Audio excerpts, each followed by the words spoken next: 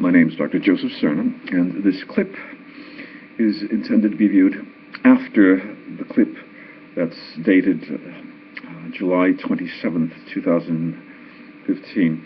And the idea is to inform the viewer of recurrence in the symptoms of this chronic fatigue, fibromyalgia, restless leg problem, and also to inform the viewer of a reinfection, something that has been occurring for some years that I've noticed.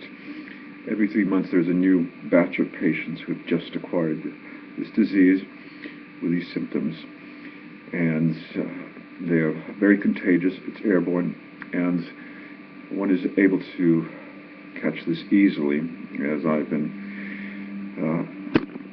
unfortunate to catch on quite a few occasions.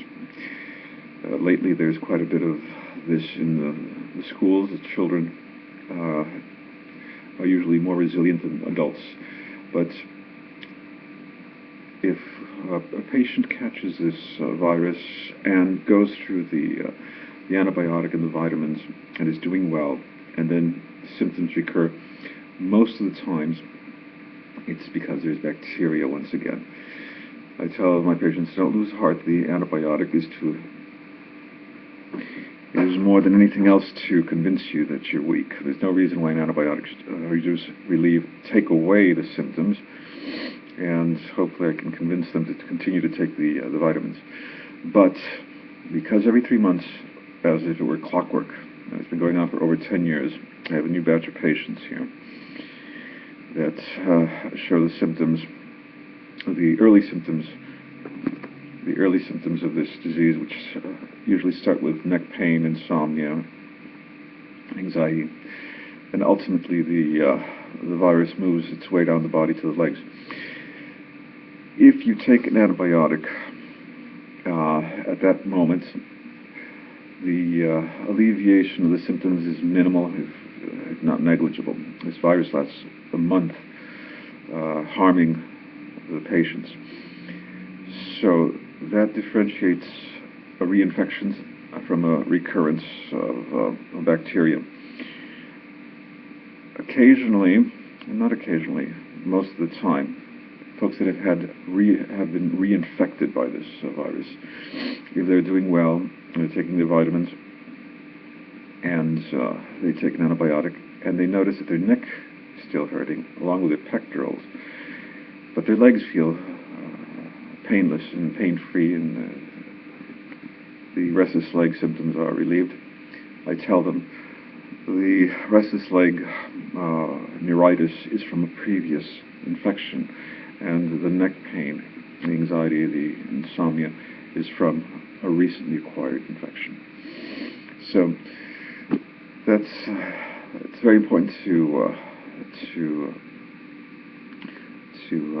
keep in mind, or else everyone who just tries the vitamins and the antibiotic, and should they have a relapse because of exertion, because of increased activity, alcohol, they'll throw in the towel. Don't throw in the towel. The more you take the vitamins, the better the more you'll recover easily. Okay. Otherwise, you have the expensive analgesics and anti-inflammatories and anxiolytics, and never recover, or not never recover, but recover very slowly.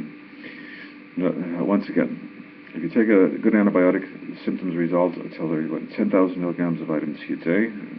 This is from Linus Pauling's trial on cancers, and I use another 10 tablets of vitamin B complex 100. Folks that have taken twice the amount of both of these have had no problems. In addition to the protein, or I like amino acids much more. The third in a glass with low-fat milk. I tell my patients twice a day. That's to patch them up, I tell them. And just like you try to patch up the third-degree burn patients. Anyway, so if you saw this part, this is the tail end of the clip from the day before yesterday. Thank you.